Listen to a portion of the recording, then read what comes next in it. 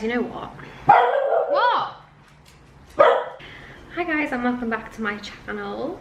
This is a very current vlog because I'm having a bit of a weird time in Sydney where it's potentially the most stressful time I've ever had in my life. I don't have a job. I don't have anywhere to live. And I don't know what my future holds, but it's the start of 2024. End of last year, so from 17th of September until the 1st of December, I travelled Asia, so I went to Bali, Thailand and Vietnam. So I did record all of my trip and I want to post that, but I just thought while I'm here in Sydney looking after this lovely old dog Charlie from Mad Paws, which is why I'm in this lovely apartment telling you that I don't have a place to live. While I'm here, I thought I would make a new vlog to just kick the year off. Maybe talk a bit about my goals, talk a bit about where I am in my current situation, because it is a bit dire, money-wise, financially. You always think you've saved enough and then you spend the majority of it and realise you don't. So I'm in a weird position right now, and although it may not look like it because I'm in this apartment, it's actually absolutely stunning, and I've got a view of the Opera House and the bridge and the whole city over there. But I tell you now, this is the most difficult period in my entire life, relationship wise too. This is the bedroom that I am currently fortunate enough to have secured and I'm currently staying in. I'm actually sat on the bit, the dog was sick last night and I'm sat on the patch of the bed that he was sick on. That's dog sitting for you. Got to be prepared for anything. Like I was saying, let me talk about where I am actually. So I got back from travelling and I went straight to Perth. I went to see James, and then my plan was always to come to Sydney and move here. And us being so long distance, like I knew that, you know, we weren't going to be happy in a long distance relationship because he's there for, you know, the majority of this year and I'm going to be in Sydney. So that's one reason why everything's so kind of up in the air, and I talked about that in like my little Let's Chat vlog a few vlogs ago. So I was in Perth and came to Sydney for Christmas, and I thought that I was in Sydney with enough time to actually get a job before Christmas, or at least, you know, get some hospitality shifts. To be fair, I only went into Sake Japanese, where I worked in Melbourne, and they also have 3 restaurants in Sydney. I went there and gave my CV in, and I thought that my old manager would be able to get me a job. He said he could help, but the manager of the restaurant didn't get back to me, so I didn't get any hospo shifts over Christmas. And I didn't really want to work anywhere else either, because I just thought like the tips are actually really good at Sake, and like I thought they would be okay to just apply for office jobs, and then in January I would just hear back from them. So that's where I am right now, is just waiting to hear back from any like office jobs that I've applied for. I applied for several marketing ones and got rejections, and I think that's something maybe to do with my visa situation, where, you know, I don't have permanent residency, and like the companies that can't sponsor, they probably rather hire someone with residency so that they don't have to, you know, worry about you leaving the country. And then the other thing is I've been applying with like recruitment agencies to any temporary positions they've got available. He had nothing because there's just such high demand in Sydney at the moment for jobs. Other things like thinking about going into recruitment, thinking about being a receptionist. So there are a few things I've applied for that I'm like, I think I'd be a strong candidate for this one, because they're aimed at like the backpacker audience. For example, Wake Up Hostel wants a receptionist, and they want you to be familiar with hostels and backpackers. And my previous job at Welcome to Travel means that I probably would be like a standout candidate for that reason, but we'll see. I applied the other day, and who knows, there's so much competitiveness that I wouldn't be surprised if like I don't hear back from them. But there's another one that would really suit my career goals. So I mentioned also in the Let's Chat vlog that I wanted to start studying part-time for my psychology masters so that I can become a therapist, because that's something I decided when I was in Asia that I really want to do. That really excites me, and I found a job as a receptionist at a psychology practice in Bondi Junction.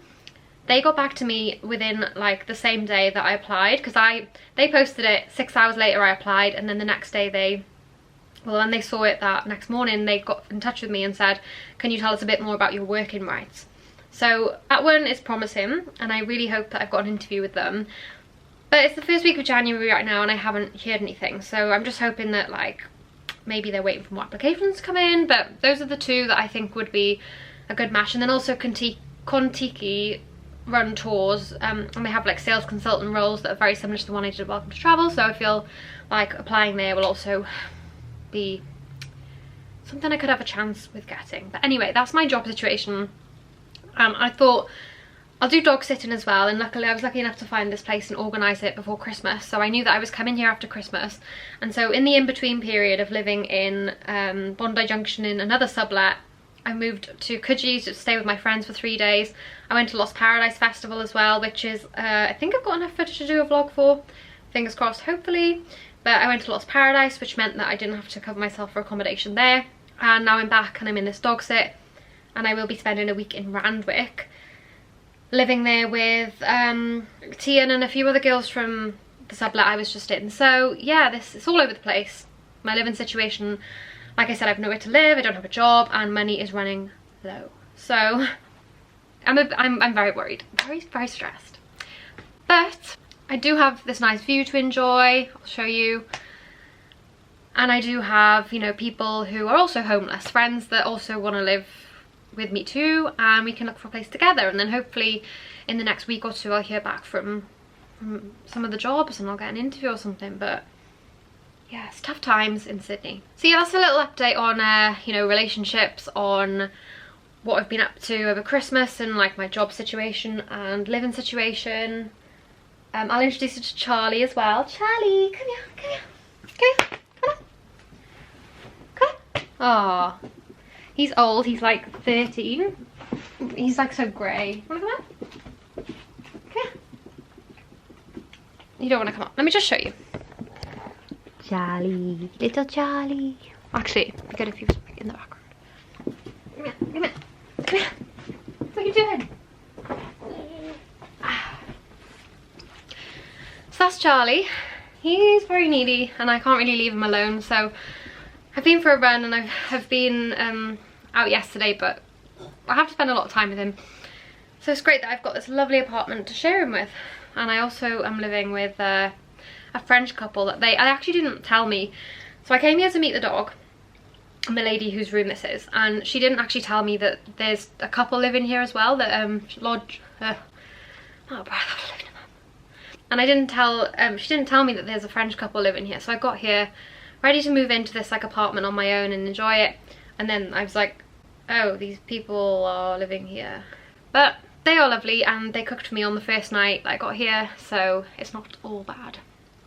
I just thought that I'd have like the freedom of this apartment to myself, but that was too good to be true. And I'll tell you a little bit about the goals that we set when I was at Jamie's and Lydia's and Jess's the other day, so I can tell you a bit about that as well. And then that'll be like what's coming up in the Vix Vlogs world. That's cringy, but yeah. Now we're outside. Lost my sunglasses and my glasses, so I'm such a nightmare. And I was at the festival and lost my sunglasses. They're only $25, that's fine. But I decided to keep my glasses on me, my specs, because I hadn't worn them in a few days and I just completely wasn't thinking and I dropped them somewhere. And now I'm basically blind. And the glasses that I need to be thinned by Specsavers, so they're literally going to be like at least $200 that I don't have. But yeah, I'm going to talk to you about my goals for the year. So we were splitting up into a couple of categories, so places I want to travel, things I want to leave behind, and things I want to be. They did things I want to do as well, but that kind of fits into all of this. I then came up with like a couple of like goals that I want to try this year. So that was just sort of the brainstorm. So I'll take you to the goals. I mentioned I went for a run yesterday, so I'm going to run the half marathon on the 5th of May, the Sydney half marathon. I decided to do that because obviously I did a Muay Thai camp in Thailand, in Pai, and I'd love to carry on with the Muay Thai, and I will in the future, and I'd go to another camp later in the year if possible, money wise. But I want to run the half marathon because I can't really afford to join a gym right now, and I thought it would keep me motivated and give me a goal to work towards. So it's on the 5th of May, and I've kind of already started the training. I'm going to do like 3 runs a week to start, so that'll be like, I've started with like a 3-kilometer run, like a fast run, a 5k run, and an 8k run. So I've been doing that for a couple of weeks now just to get myself started, because before the Muay Thai camp I wasn't really running much, but now I've kind of got back into it. So I'm gonna increase the long runs and keep the short runs as they are, and then probably add another run in there and do some like, Coogee and Bondi have so many hills, and there'll be plenty of places to find to do hill sprints and to add like hills into my runs as well. So yeah, half marathon 5th of May. And within that, obviously on the days I'm not running, I want to do more yin yoga, which is something I also discovered when I was in Pai. That'll help with recovery too. And I've got this Whoop. This is a watch that James told me about. So I got one. It's, you can get a month's free trial. It tracks your sleep, so that's the main thing that it's good for. It tracks like your resting heart rate, and it knows when you're in REM, deep light or wake states, and so it helps to know how much recovery you need, and calculates your strain. But yeah, this Whoop is apparently like market leading in terms of like how they calculate health related data, so I think it's a really good watch to have. And my free trial is going to be up soon, so hopefully I've got a job to pay for it. So yeah, this has been helpful for understanding how much recovery I need and things like that. But yeah, definitely need to do more yin yoga. Like, so yin yoga, by the way, I'm not a yoga person, so I did try a bit of flow yoga in Koh Tao, and I don't know, I'd rather do like a HIIT workout or something more strenuous than that for workout purposes. But yin yoga is kind of more for my mind and meditation, because you hold the poses for 3 to 5 minutes and then you change poses, and they're often very similar, so it'll be very repetitive. But one person I've been watching on YouTube is Travis, people want to say Travis Scott, but it's not, it's Travis Elliott. He's got loads of yin yoga videos on YouTube, so I've just been using those, and I've felt like more connected to my emotions. I feel like I'm having a proper stretch and recovery routine. It's helping me slow down a little bit and helping me connect to my higher self. Yeah, that's one of my goals. Another is work towards a career in psychology. So now that I've decided what I want to do with my career, I need to make steps towards that if possible. So I want to get that job as a receptionist. That will be my top one that I would like to get, is the job as the receptionist at psychology practice, because that way I can interact with people who are, you know, people will be phoning up and they'll be trying to make appointments, and I have to figure out. The role is actually intake officer. It's essentially a receptionist, but you're an intake officer so that you can pair people up with the right therapist and then book that in. But I'll learn how clinicians work, and I can obviously like have conversations with them about my career, hopefully. So I'm hoping that they'll give me that opportunity, but we'll have to see whether they find someone more suited for the role. Within that goal as well, I need to start saving for the study in itself. So yeah, if I get a good enough job, then maybe I can start in September, but otherwise it'd be good to just kickstart the savings off. I want to do little things as well, like listen to therapy podcasts so I can understand more like what happens in a therapy session. In terms of getting therapy myself, I would like to, but obviously it's a money thing. I need to choose a course for my psychology conversion as well, so I'll have a think this year more about whether I want to stay in Australia for good or whether I want to go back to the UK. And while I feel like that's not really a decision that's completely in my hands, it'd be good to get a sense of what I actually want to do and where I want to be. Obviously, if I decide that I want to stay in Australia, I can just study a course here and maybe get a student visa.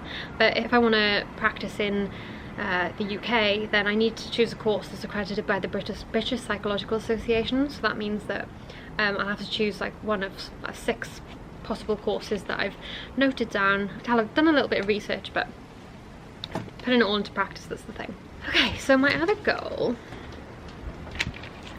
is to try microdosing. So I had 2 mushroom experiences when I was in Asia, one in Gili Tea and the other in Phi Phi in Thailand. My experience was just mind-blowing, and it helped me figure out so many things, and I think microdosing could be a way forward. So I want to try figure out a way that I can try microdosing, but amongst all that, I think I just need to, like, all those things are going to kind of help me settle in Sydney. Now that I've decided I'm going to live here and I'm going to stay here, just like make the most, get out and about, and yeah, and just like try and just get out and about and explore Sydney. There are so many beautiful things around here. I was in Cooper Park the other day, and not many people know about it, but it's stunning. Like, it's really close to Bondi Junction. Sydney has a lot to offer, and I think I slated it at first, and I still don't love it as much as Melbourne, but I am going to give it a fair chance because everyone that I know is here. And I mean, look at the views that I have of the bridge and of the Opera House, so you can't really go wrong. That is literally the most iconic thing in Sydney. And here's the city. I don't think the city's as pretty as Melbourne. I'm not in Melbourne and I need to let it go that I'm not going to live there this year. But maybe next year, who knows. So yeah, I'm just going to spend the day looking after this little egg. That is catch up on my life right now, my goals, and what it's like to be in Sydney right now with no trade and the visa that I'm on. It's very restrictive. Thanks for catching up with me. I'm gonna spend next week also, as well as looking for jobs, I'm gonna start editing Bali and Thailand. I need to film a video on Pai, because Pai was the most amazing place that I went to in Asia, where I did my Muay Thai camp. And I spent a lot of time there, so I feel like I want to do a little guide to Pai. Also a little vlog about my time at the Muay Thai camp, to show you what that was like. So I hope you stick around, watch the videos, and I hope you find them useful, interesting, and inspiring. Catch you in the next video.